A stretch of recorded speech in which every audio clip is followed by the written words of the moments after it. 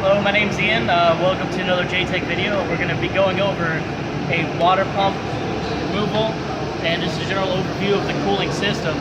Here I have an International MaxxForce 13, and as you can tell, or component identification first, sorry. If we had it, this would be the thermostat housing, two thermostats right here. Our water pump, belt driven, is right here. And where I'm standing, right about here, would be the radiator and the oil cooler. Now, there's only really two main types of water pumps. It's gear driven or belt driven. Belt driven, obviously. Now, one thing that may cause problems is if the pulley itself is out of alignment on the other pulleys or the belt condition. So that's another thing you have to keep an eye on. So I already went ahead and loosened a little bit of the bolts on the water pump. Go ahead and move that down.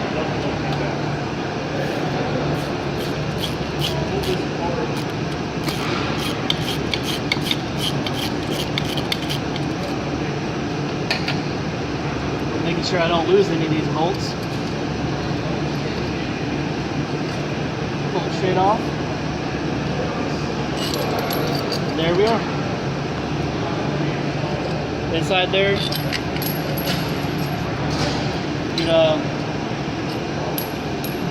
I'll just drop those everywhere. So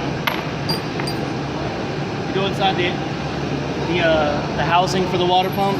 One thing you'd be looking for is any corrosion, nicks, abrasions, anything like that on the mounting surface itself.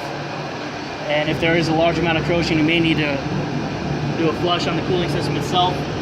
You'd also perform a flush depending on condition, pH level, any lack of SCAs or DCAs.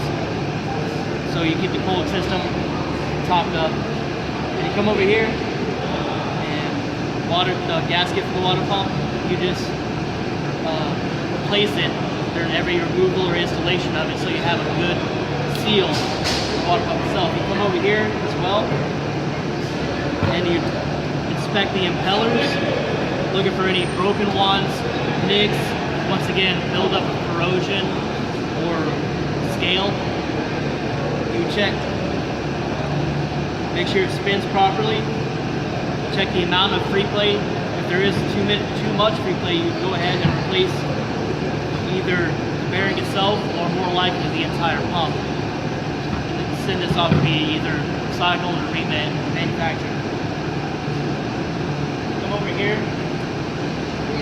on our thermostat housings, like two, and once again, if we had them, I'd be able to show you a little better. You'd be checking for scale, corrosion, any buildup, and you would test the thermostats, their opening temperature, usually about 190, 195, depending on manufacturer. And so you come up here. This would be the oil cooler. That's another part of the cooling system.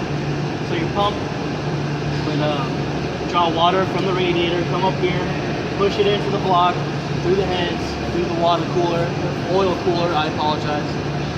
And I'll just come back down to the radiator itself, and it's continuous flow.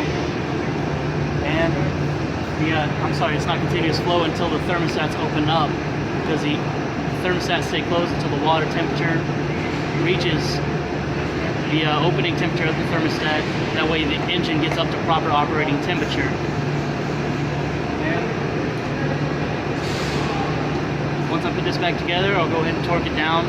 The Pro Demand said about 26 foot-pounds for the water pump. Alright, we went over the inspection of it. Obviously the bearings, making sure they spin smoothly.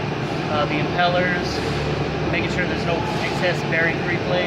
Now, if this was a live engine, that gasket that I had in here, I would have had to put a new gasket in there because you don't want any surfaces where the water could leak or coolant could leak out. So I'm going to go ahead and just tighten these down and I'll torque it up.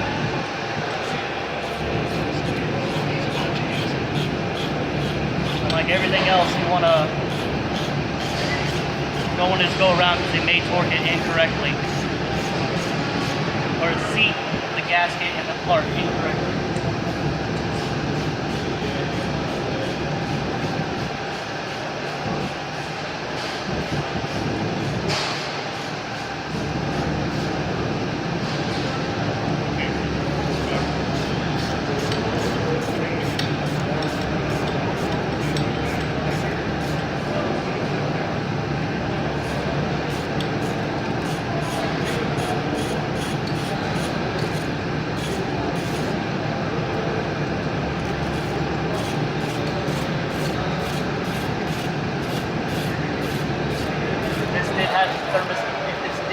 thermostat housing, I'd be doing the same thing, placing the gasket and making sure it's torqued correctly.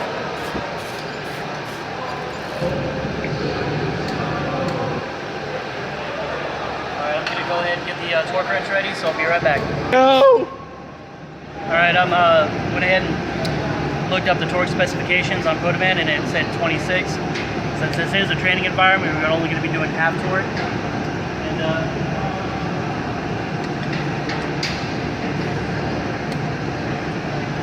once again, jump around, make sure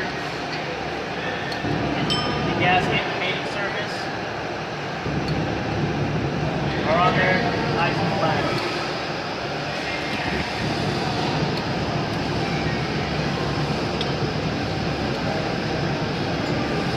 Alright, once again, when I would install or service a water pump, I would go ahead and top off the coolant system, check the condition of the coolant system, the protection level depending on where you live and the environment that your vehicle is operating in. And I would go ahead and test it, make sure there's enough additives, the correct additives in the system. And once I install it, I would check the alignment on the pulley itself and adjust if needed. And